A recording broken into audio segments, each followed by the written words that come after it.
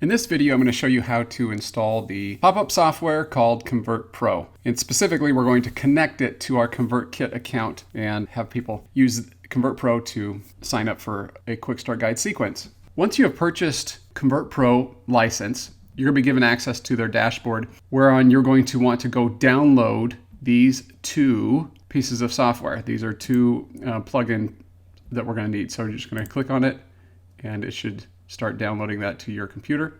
Once you have those plugins downloaded, you can come over here to in WordPress to the Add New and upload that plugin. Once ConvertPro is installed, you're going to see it over here on the left-hand side in WordPress. You're going to click it, and it's going to give you some options here to actually start creating your new call to action or your new pop-up. We're going to click on the settings, and then we're going to click add-ons. And we're going to enable this right here. It's called Connects. We're going to need that. Click Activate. Once that's activated, now we can go create something new. Let's go create a new pop-up. There's a lot of different options you can see here in ConvertPro besides the modal pop-up. But for now, we're just going to stick with the pop-up. There's a bunch of different templates you can choose from. Frankly, I don't love very many of these, so I'm actually just going to create my own. And in this tutorial, I'll show you how to make your own from scratch using their blank template. So click blank template. Let's give this a name. As expected, it opens up a blank template, a blank canvas for us to work with. First thing I'm going to do is I'm going to come down here to this little gearbox. I'm going to modify the size. I like a 600 pixel wide by 400. That changes the size a little bit. Next, I'm going to come over here to Elements, and I'm going to get an image. I'm going to grab this image, drag it over to the canvas, and now I'm going to change that image. Here you have a couple of choices. You can pull from your media library, or you can upload your own special image here. For now, let's just go to the media library, and I have one in mind. Typically, I'm looking for one that, in this particular case, is going to give me a vertical or portrait orientation. Now I'm going to resize this image to make it fit to my canvas.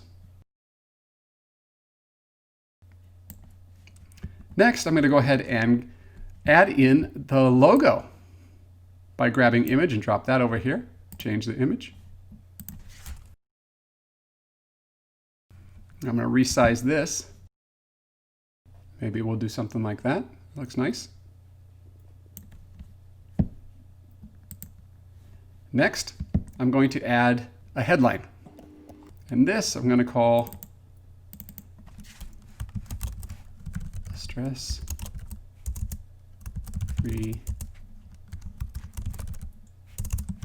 Christmas. Now, here I need to change the size so that it'll fit onto the page. I'm also going to highlight it. I can change the color. Let's get it a red color. And we're going to change the font.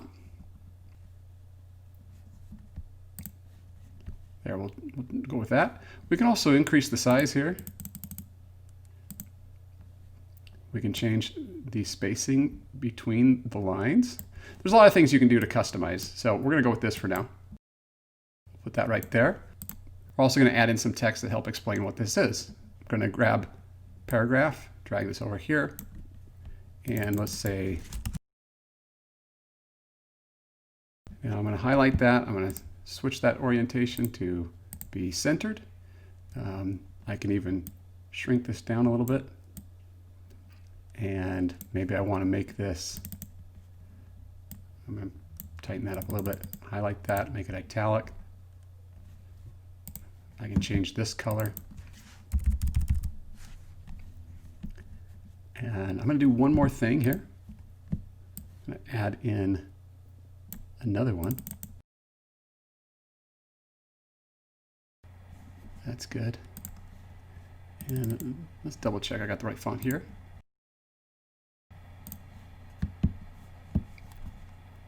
Now we're going to need the fields for the form. So click on Form, Form Fields, and let's grab Name. Here we can change this so it says first name. Notice I've got it required as no. That's my typical setting. Now I'm going to grab this form field for the email address.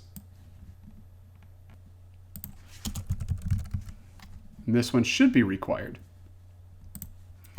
Now you notice that we're missing room for our button here. There's a couple of choices. There's a couple of things we can do. We can resize some things, move things around like this. Now we can go get the button.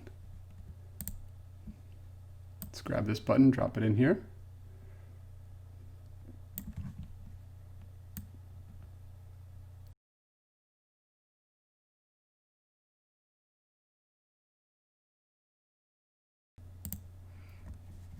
We can change the color.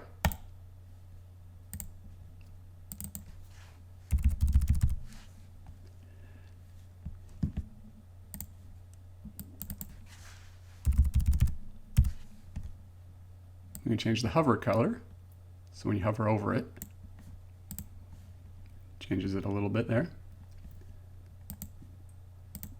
When you click Action, you're going to want to do Submit and Close. Here I'm going to say something like, "Success, watch your inbox for your free guide." This is what will be shown once somebody clicks that button and submits. All right, we don't quite have this exactly right yet, so I'm going to do a little bit more cleanup.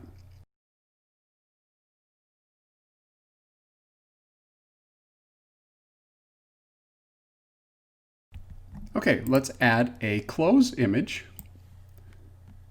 This image, we can select different styles.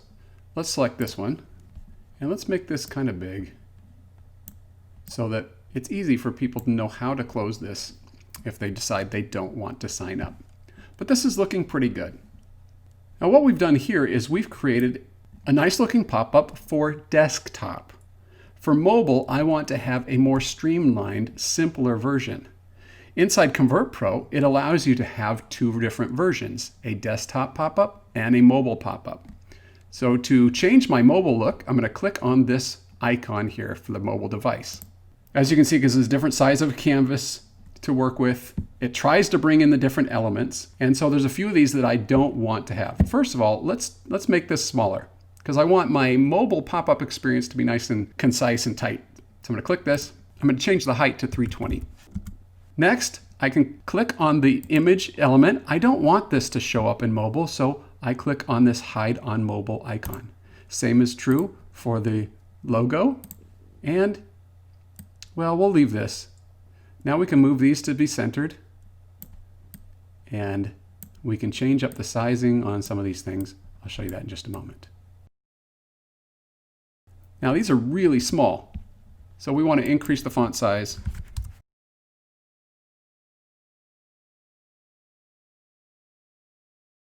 Make whatever modifications you need to make it look right.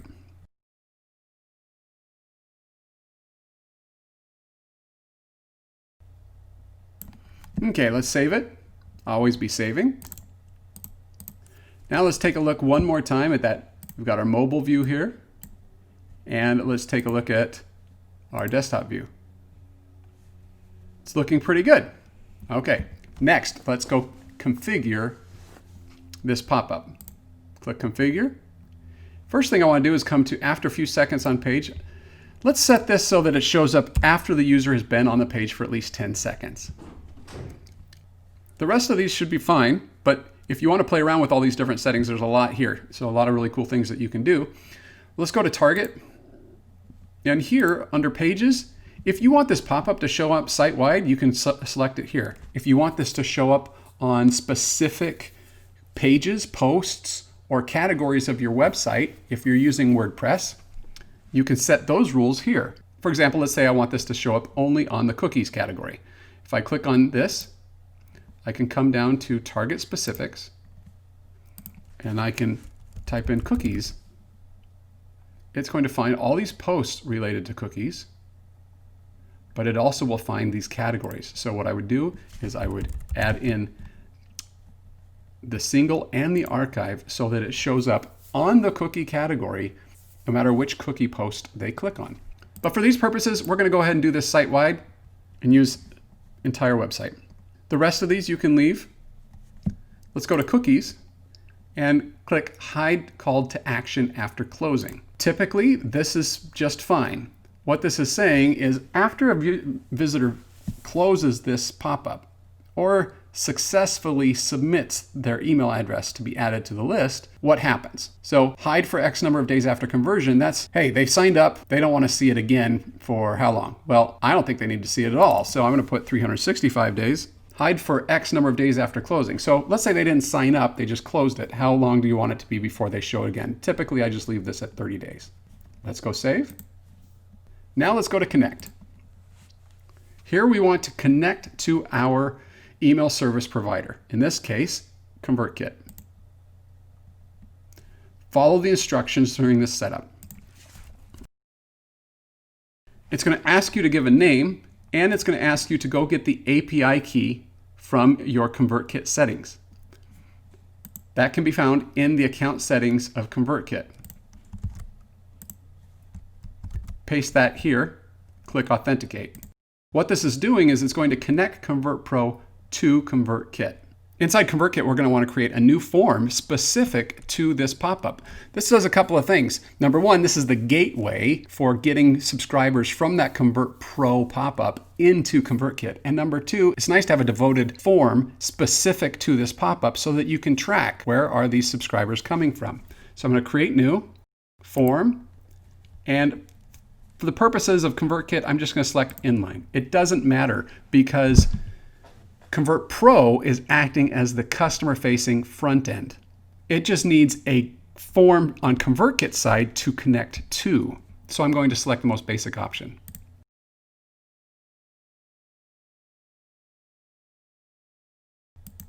Make sure you get your settings the way that you want them. Again, it doesn't matter what this looks like because nobody will see this.